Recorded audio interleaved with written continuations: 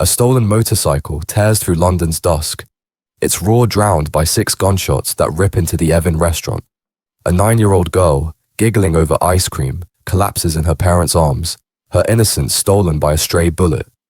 Dalston's streets, scarred by a 20-year war between the Tottenham Turks and the Hackney Turks, throb with rage and grief. But this feud would not only play out in blood on the pavement, it would be dragged into the Old Bailey, where a shadowy mastermind, once certain he had outsmarted everyone, faced a prosecutor who exposed every lie.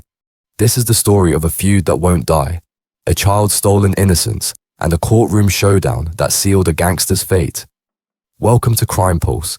If you're new here, hit subscribe and join our growing community digging into the UK's most dangerous criminal underworlds. Like, share, and turn on notifications so you never miss a case. London's gang wars don't die, they evolve. Names shift, faces change, weapons grow deadlier, but the grudges burn eternal. By May 2024, the clash between the Tottenham Turks and the Hackney Turks had simmered for over 20 years, fueled by a brutal fight for control of North London's heroin trade. 2 decades of ambushes, funerals, and hospital beds left a grim toll. Police counted over 20 killings tied to this feud. For Dalston's residents, the cost hit closer. Empty chairs at family dinners, names whispered in fear across local postcodes. In the heart of this battleground lies Kingsland High Street, where daily life masks a darker undercurrent. Tucked among its bustling shops and eateries is Evin Restaurant, a North London gem where families savor Turkish dishes. Couples grab late-night kebabs, kids scoop ice cream, and elders linger over tea. But Evin is more than a community hub. It's a known haunt for the Hackney Turks, men entangled in a deadly rivalry with their Tottenham foes.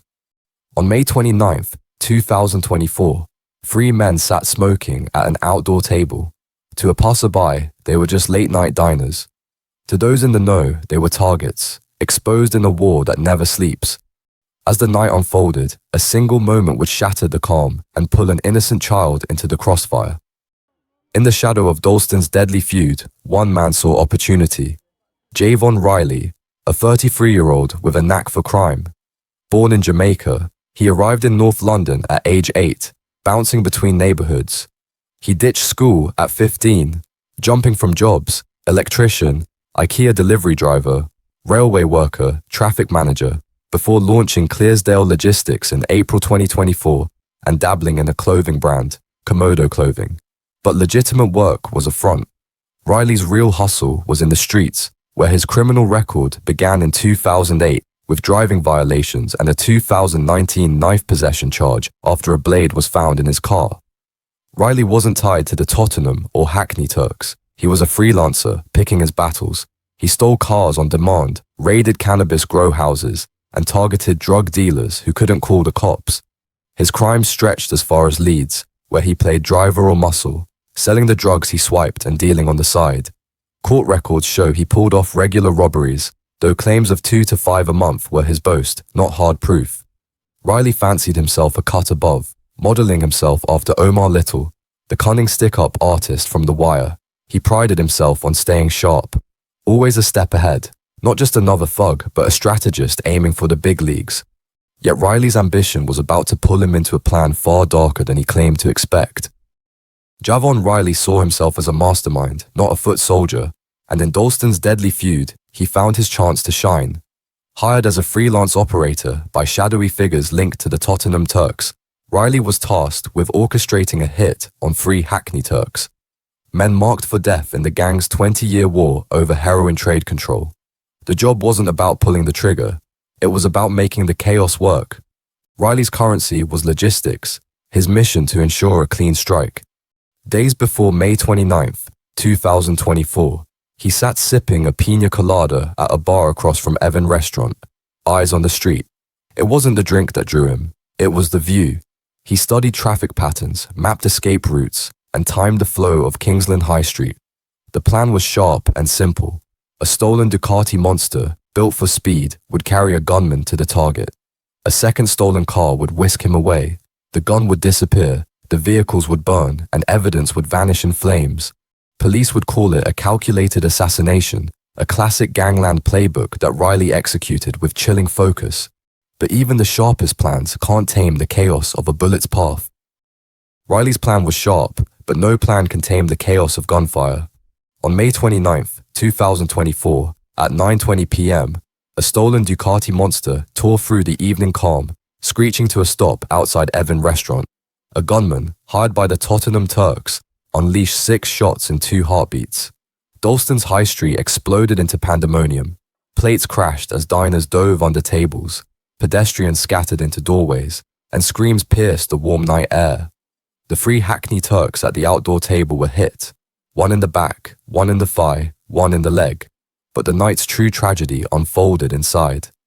A 9-year-old girl, visiting from Birmingham with her family from Kerala, India, sat licking ice cream, oblivious to the war outside. A stray bullet shattered the restaurant's window, striking her head. She collapsed in her parents' arms, blood pooling as their cries joined the chaos. In that moment, a Gangland hit became a national tragedy, the innocence of a child caught in a feud she'd never know. The gunman roared off on the Ducati, melting into London's traffic, leaving a community reeling and a family broken. But London never sleeps, and its eyes, cameras, masts, and relentless detectives were already watching. Shootings like the one at Evin restaurant don't vanish into the night, no matter how carefully planned. London is stitched together with cameras, traffic systems, and foam masts that soak up data like sponges. You can burn cars and dump guns, but you can't erase the digital footprints that follow you everywhere. That's what Riley underestimated, and that's where the Met Specialist Crime Command went to work. The first priority was the 9-year-old girl, shot while eating ice cream. As doctors in East London fought to stabilize her, detectives sealed off Kingsland High Street, bagging every shell casing, glass fragment, and CCTV frame. The press headline was stark. A child with a bullet in her brain. Even officers hardened by Gangland hits were rattled. Cases like this, with an innocent child caught in the crossfire, were rare and raw. Her survival hung in the balance, driving the urgency to catch those responsible. The second priority was the gunman. He had come and gone in seconds, riding a stolen Ducati Monster with cloned plates. But the Met's eyes were everywhere. Traffic cameras, shop CCTV, even a nearby off-duty officer's helmet cam caught slivers of the escape. Detectives stitched these fragments into a trail, tracking the bike's path through Dalston's chaos. From there, the puzzle widened. The Ducati didn't just disappear, it handed off to a waiting Nissan Juke, a standard move in a professional hit. Riley, prosecutors said, was the man behind the wheel, spiriting the shooter away, ditching the gun, and torching the vehicles to erase fingerprints and DNA. Within days, investigators found burned-out shells of vehicles linked to the operation. A Nissan Juke torched in an alley. To the crews running hits, it's a magical eraser, but to forensic specialists, it's more like a smudged notebook, difficult but not impossible to read. Even in ash, clues linger.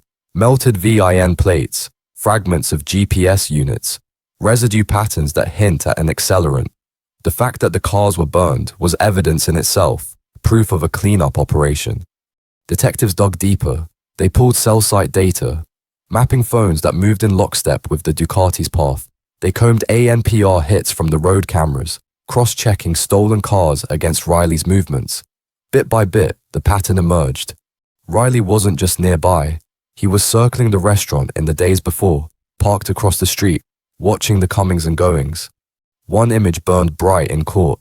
Riley at a bar across the street, sipping a piña colada, not for leisure, but to study traffic flow, time escape routes, and watch for the Hackney Turks table.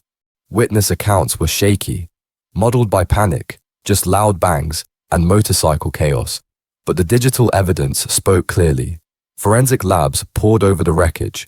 The Ducati, confirmed stolen. Bullet casings, tied to the shooting, but no gun found. Every clue tightened the net around Riley.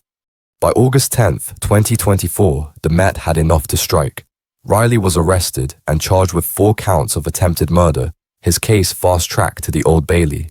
But the hunt didn't stop. The gunman remained a ghost, still at large. The absence shaped the investigation's next stage. The Met made a public play, a reward of up to £20,000 for information leading to the identification and arrest of the gunman. They described the masterminds as part of a highly sophisticated, organized crime group. Language meant to tell the public this wasn't just some loose street crew, but a structured organization with reach, history, and muscle. The girl's survival kept the case ablaze in the headlines. Updates trickled out: surgeries, titanium plates in her skull, a bullet still lodged in her brain. Each report piled pressure on the Met.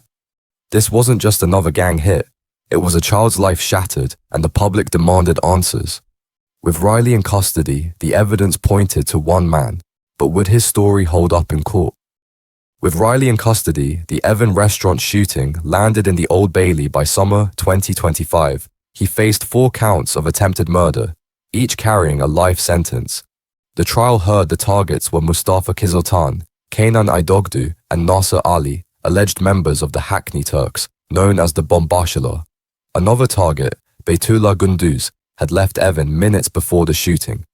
Riley's criminal record, dating to 2008, showed driving offences and a 2019 knife possession charge, a blade found in a car. On the stand, he admitted stealing cars to order and committing 2 to 5 robberies a month, targeting drug dealers who couldn't report him. His barrister, Mr. Smith, asked, "But you have no convictions for robbery. Have you ever been caught?" "No, I haven't," Riley replied, adding that dealers identifying him would put his life in danger. He raided cannabis grows, sometimes as driver or muscle, even in Leeds, selling stolen drugs and dealing narcotics. Having portrayed himself as a master criminal who was careful and hyper-vigilant, a strategic thinker who never allowed himself to be outmaneuvered, Riley's explanation for the night of the shooting in Dalston made little or no sense.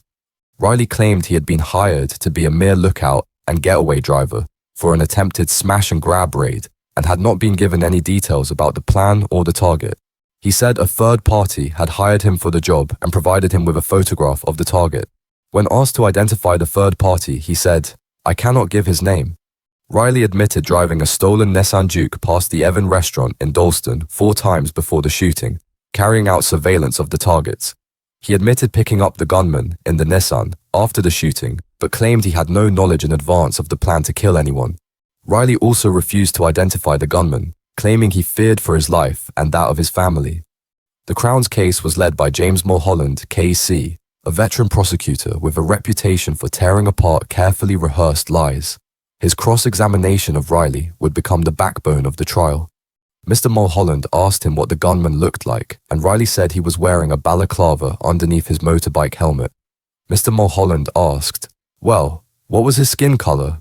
"I can't really say," said Riley, indicating that he was scared of recriminations. The prosecutor said, "Well, you can't identify him by saying he was white or black. So was he white, black, Asian?" "I can't give too much information," he replied cagily. Later, he would claim the gunman was mixed race. Riley's story was full of holes. He initially said the plan was to rob some criminals who were meeting for a drug deal involving 50 or 60 kilos of cocaine. But when the trial judge, the Recorder of London, Mark Lucraft KC, pointed out that 60 kilos was equivalent to about 120 bags of sugar, Riley corrected himself and said the dealers would only have about 2 kilos on them, worth around £200,000. The prosecutor seized on Riley's mistake. He pointed out Riley had said he had been offered between £30,000 and £40,000 to act as a driver for the robbery, and if the total value to be stolen was £200,000 and there were at least 2 other people involved, his fee of up to £40,000 was far too high and made no sense.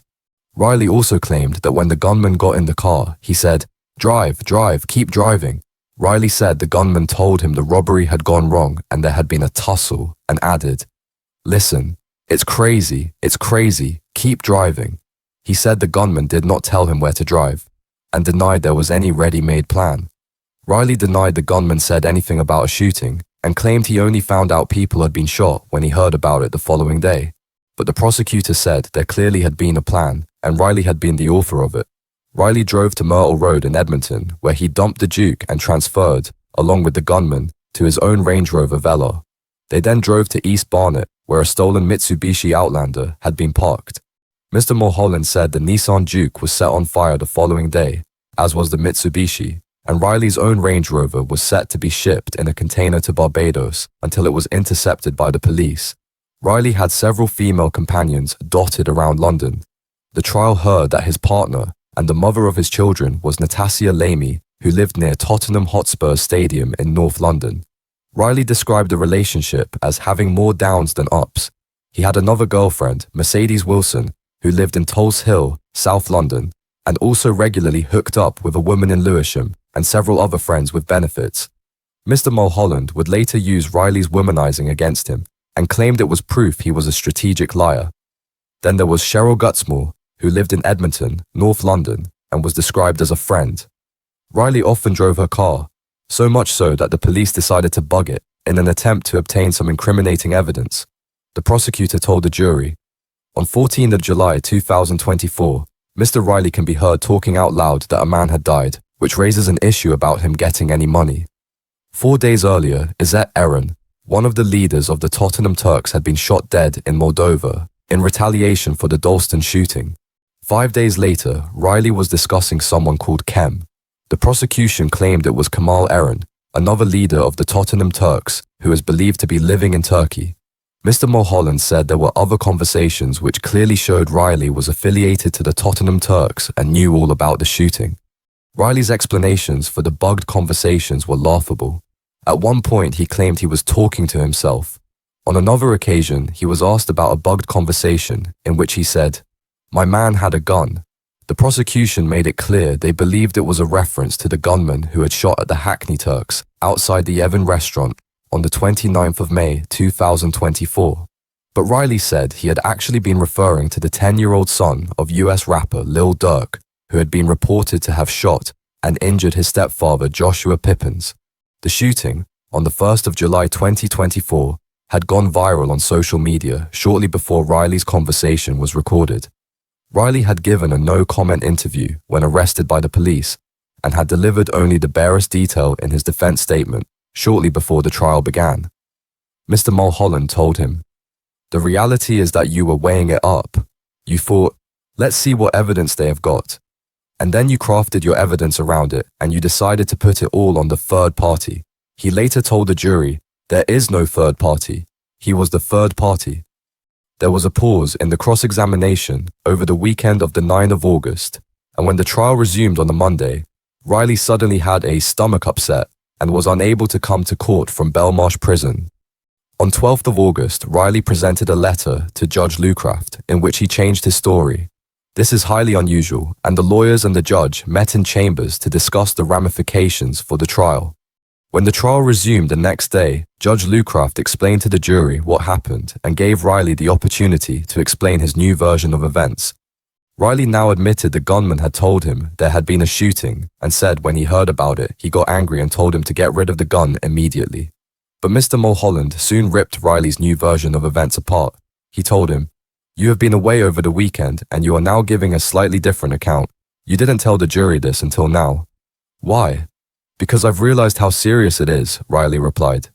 Mr. Mulholland said it was ridiculous to think that after being charged with 3 attempted murders and a charge of conspiracy to cause grievous bodily harm, and then being in custody for months, the gravity of the situation had only dawned on Riley halfway through being cross-examined. Mr. Mulholland put it to him that he had realized over the weekend that his account did not make sense. He had looked at the CCTV footage and come up with a new version of events. "That's not correct," he replied. The prosecutor also pointed out how unlikely it was that Riley, a drug dealer in the Tottenham area, had nothing to do with the Tottenham Turks. Riley had admitted his friend, Lyndon Miller, was a close friend of Kemal Eren's, and Mr. Mulholland said this was the crucial nexus. When he made his closing speech, Mr. Mulholland said Riley had claimed he was a fall guy and a patsy, and the prosecutor said, "He just happened to be in the middle of a professional hit, knowing nothing about it. He would have been a hindrance." He asked the jury, "What are the chances that his good mate is connected to the Tottenham Turks and by coincidence he just happened to be doing a job for the Tottenham Turks?" It took the jury just over 6 hours to find Riley guilty of the attempted murder of Mustafa Kiziltan, Kenan Aydogdu, and Nasser Ali, who were all injured in the shooting, and grievous bodily harm with intent against the little girl. On September 12, 2025, at the Old Bailey, Judge Mark Lucraft KC sentenced Riley to life imprisonment with a minimum term of 34 years for 3 counts of attempted murder for the 3 men, and 1 count of grievous bodily harm with intent. for the girl, downgraded from attempted murder. One question lingered. Will his life be in danger behind bars? Personally, I would doubt Riley is under threat from the Hackney Turks, and, by keeping his mouth shut and not implicating the gunman or anyone else, he will probably avoid being whacked by the Tottenham Turks.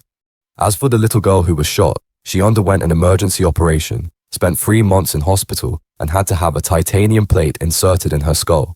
Her recovery is described as ongoing, and the bullet remains lodged in her brain. Thanks for watching today's episode. Hit that subscribe button, smash the like, and drop your thoughts in the comments. Do you agree that Riley's life is not under threat, or do you think otherwise?